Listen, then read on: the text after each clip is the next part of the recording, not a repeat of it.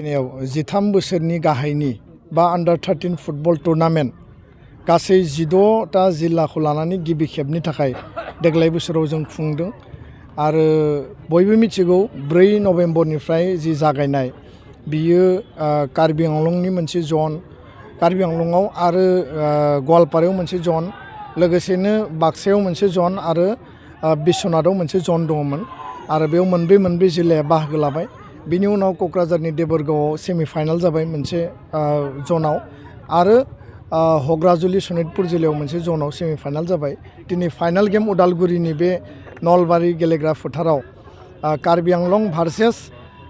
चिरां जिल्ला दा फार्स्ट हाफआ थांबाय 1-1 माने बिथांमोना दायो 0-0 1-1 नङा 0-0 बे गेमखौ बिथांमोना गेलेगासिनो दङ आरो दुलाराय बर' फरायसा आफादनि बे बड'फा गोजोरथियारि सोलायनाय मावथांखि समाज आरो हारिखौ गेरेमसा हारि दानाय आरो बे मोनसे थांखिजों जोंनि जाखांफुनाय गेलेगिरि आरो जायफोर माने फरायसा फरायसुलि दङ बा बे हौवासाफोरनि दिनै जों गिबि खेबनि थाखाय खालामदों फैगोन बोसोरनिफ्राय जों सानदों जे हिन्जावसाफोरनिबो जों अंडर 13 फुटबल बे टुर्नामेन्टखौ एखेलोगो जों होनो हायो नामा दा बेखायनो बिथांमोननि केरियार दानांगौ बिथांमोननि टेलेन्ट स्किलखौ जोङो आपग्रेड खालामनांगौ आरो सेनियरनि गोबां जों खेल नुदों इन्डिया लेभेलाव स्टेट लेभेलाव बा इन्टारनेशनेल लेभेलाव आरो गोबां क्लाबफोरा माने गेलेयो ISPL नि दिनै 6 सिडुलाव जादों ISL इन्डियायाव जादों नाथाय जुनियरफोरनि थाखाय बा अंडर 13 नि थाखाय बेबायदि स्कप गैया दा जों जुदि दुर्गा बर' हलिचरन नार्जारी सुनिल छेत्रीमोन बायदि जों जुदि दानांगौब्ला जोंनि ओनसोलखौ जुदि मणिपुर बायदि मिज'राम बायदि जुदि स्पर्ट्सनि हाब खालामनांगौब्ला बेयाव फुटबल एकाडेमिखौ जों नांगोन BTR रेकर्डआव बे लिरनाय दङ माने स्पर्ट्स इउनिभार्सिटिनि बाथ्रा दङ फुटबल एकाडेमिनि बाथ्रा दङ मोजां स्टेडियाम जोंनो नांगोन स्टेडियाम जेराव जोंनि प्लेयारफ्रा मोजाङै माने ट्रेन खालामनो हायो बा कच लानो हायो दा बे कचिंनि गेजेरजों बिथांमोनखौ माने केरियारखौ दानांगोन दा बेखायनो दुलाराय बर' फरायसा आफादनि बे मोनसे गोथौ आरो गोथार थांखि गुबुन मोनसेया जाबाय समाज बेरेखा एन्टि ससियेल जि हाबाफारिफोर ड्राग्सनि बाथ्रा जौ जुवानि बाथ्रा नोङो दिनै माने डेनड्राइट जानायनि बाथ्रा आरो दिनै नोङो मबाइलनि फारसे जोंनि यां जेनेरेसना उन्दै गथ'फोरानो बांसिन एट्राकसन जादों बेखौ जुदि साइडलाइन खालामनानै बिथांमोननि जिउखौ राइट ट्रेकआव लाबोनानै बिथांमोनखौ जुदि दानांगौब्ला केरियार सृष्टि खालामनांगौब्ला आरो गेलेनायजोंनो बिथांमोना थांना थानायनि जे लामाखौ मोननांगौब्ला जायफोर दिनै गेलेगिरिफ्रा मोनदों इन्डिभिजुवेल इभेन्टआव लाभलिनानि बाथ्राखौ बुं बा नोङो जमुना बर' बा नोङो अंकुसिता बर'मोननि बाथ्राखौ बुं खिन्थु दिनै फुटबल हकि बा गुबुन गेमावबो दिनै माने बेखिनि बिथांमोना एचिभ खालामनो हादों गुबुन गेलेगिरिफ्रा दा बेखायनो समाज बेरेखा हाबाफारिखौ गैया खालामनाय आरो गैया खालामनांगौबा स्पर्ट्सआव बांसिन बिथांमोननि इनभेस्ट आरो टाइमखौ जों होनांगोन फरायनायजों लोगोसे फरायनाया प्रधान आरो बेजों लोगोसेनो गेलेनायखौ जों जुदि लाखिनो हायोब्ला आरो बे गेलेनायखौनो जों जुदि केरियाराव ट्रान्सफर्म खालामनो हायोब्ला समाजनि गाज्रि हाबायाबो जोब्बाय जोंनि युथआ राइट डाइरेक्सनावबो थांबाय आरो गेलेनायनि गेजेरजों केरियाराबो दाजाबाय दा बे मोनसे जोंनि गोथार आरो माने गोथौ उद्देश्य आरो दिनै जाय बिथांमोना नैबे माने फाइनाल गेमाव चेम्पियन जागोन आरो जाय रानार्स आप जागोन जोङो मोनसे बाथ्रा सावरायबाय थादों दानि BTR काउन्सिलखौ जोङो माने प्रप'जल होगोन मानगोनां चिफ बिथांजों जों सावरायगोन स्पर्ट्स नि EM बिथांजों सावरायगोन आरो सावरायनायनि गेजेरजों बे स्टुडेन्टसफोरनो जेरैबायदि काउन्सिला स्कलारशिप होयो जेरैबायदि स्टेटआ स्कलारशिप होयो बिथांमोननो स्कलारशिप प्रभाइड खालामनो हायो नामा आरो बिनि गेजेरजों बिथांमोना पार्मानेन्ट मोनसे फरायनायावबो आरो गेलेनायावबो थुलुंगा मोनगोन होननानै जोङो मिजिंथिदों दिनै गोबां बाहागो लाफैदों रायजो राजाया उदालगुरि जिल्लाखौ आं धन्यबाद होदों आरो गासै 16 जिल्लाया बे जि जिल्लानि जि माने स्टेट लेभेलनि जि गेम बेयाव बाहागो लाबाय बिनि थाखाय आं बयनिसिमबो साबायखर बावदों गोजोन्थों ISPL आव देरहागिरि बड'लेण्ड हानजाया उरिष्याव गेलेनो थांनायावहा बाजिराव कापआव देरहाना फैदों बिनि बागै दुलाराय बर' फरायसा आफादनिफ्राय आरो बर' माहारिनिफ्राय बिथांमोना जि गेलेहैदों बिनि थाखाय जोङो जोबोद बिथांमोनखौ बाख्नायदों आरो धन्यबाद जासिदों उनाव बिनिख्रुइ साबसिन हामसिन माने गेमाव बिथांमोना पार्टिसिपेट खालामनो हाथों आरो देरहासारनो हाथों जोंनि बिनि मिजिं आरो दिनै फुटबलनिखौ लानानै एसे जावरिखांनाय जोंनि गेजेराव फैदों दिनै जेरावबो एबसुआथ' नोङो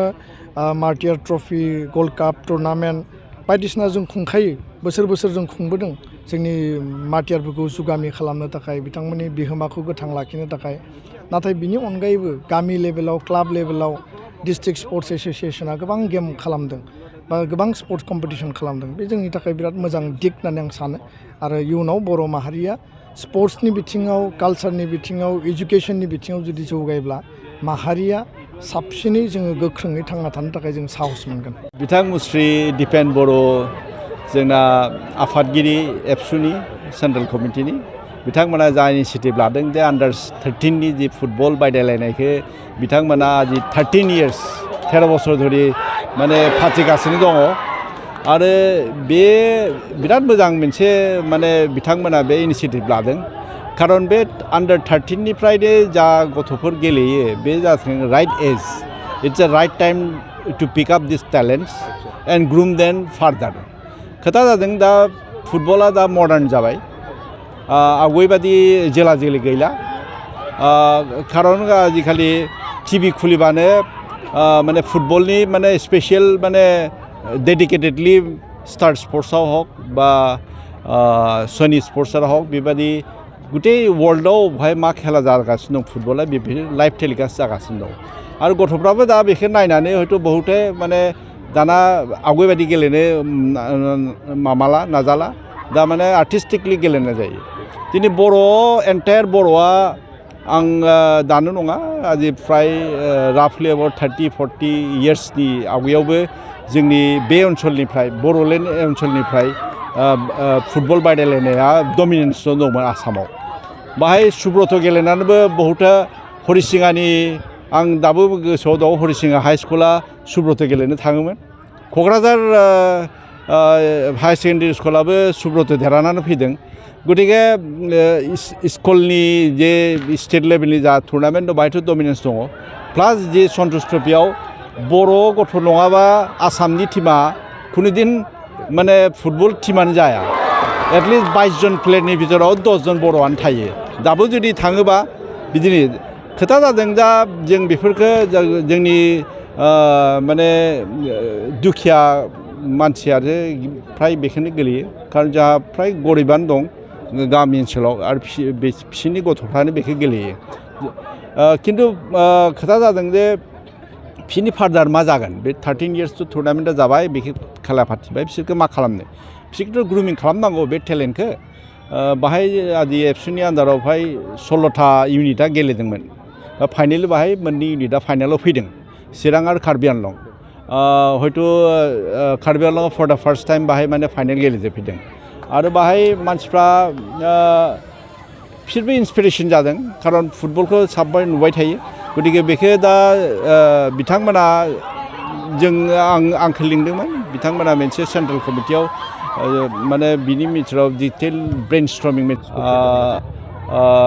बिथां मुस्रि दिपेन बर' जाहा आफादगिरि दुलाराय बर' आफादसा माने जि माने माबा लादों इनिसिएटिभ लादों बिथांमोनहा जेरै 13 इयार्स सोलिगासिनो दं बे टुर्नामेन्टआ गतिके दा 13 इयार्सथ' सोलिगासिनो दंमोन खिन्थु जों दा बिनिफ्राय दिनैथ' दाना खेलाफ्रा जाबाय मडार्न बे आवगायनि कनसेप्टआ गैला दा आरो माने मडार्न फुटबल जाबाय बाहाय मानसिफ्राबो आवगायनि भिउवारशिपफ्रा फैफिनबाय गोदो जेरै मानसि जायोमोन दाबो दाना बर'लेण्डआव जेरै खेला जायो दा मानसि जाफुंबाय गतिके बे जाफुंनाय समाव आरो गथ'फ्राबो इन्टारेस्टेड लाबाय खारन आजिखालि टिभियावबो नुयो फुटबल इउर'पियान लिगनि खेल नुयो आवगायबादि जोला जोलिखौनो मानसिया पसन्द खालामला दाना आर्टिस्टिक माने खेलाखौ नागिरो गतिके जुदि बे जे आन्डार 13 खालामदों बे आन्डार 13आ जाबाय मोनसे बयस बे बयसावनो बे टेलेन्ट बाक्सा जिल्ला खख्लाबारि हजुआ सकनि के रडजों थांनाय लामायाव थानाय एमबि रिफाइनिं हाउसआव मबाइल ग्लास गावनायखौ गोरलैयैनो फाहामनो हानाय गोदान OCA मेसिन लानानै फैदों। नोंथांमोना खम बेसेनावनो गाव गावनि मबाइल ग्लास बायनायखौ MB रिफाइरिं हाउसआव फाहामनो हागोन।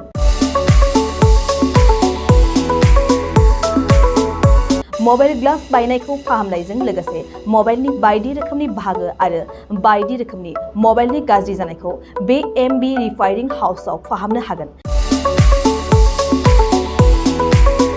बायदि रोखोमनि mobile glass, mobile temper, mobile charge, headphone, pen drive, memory आरो mobile battery, computer, mouse, computer keyboard आरो मबाइलनि बायदि बायदि रोखोमनि बाहागोफोरखौ मोननो हागोन।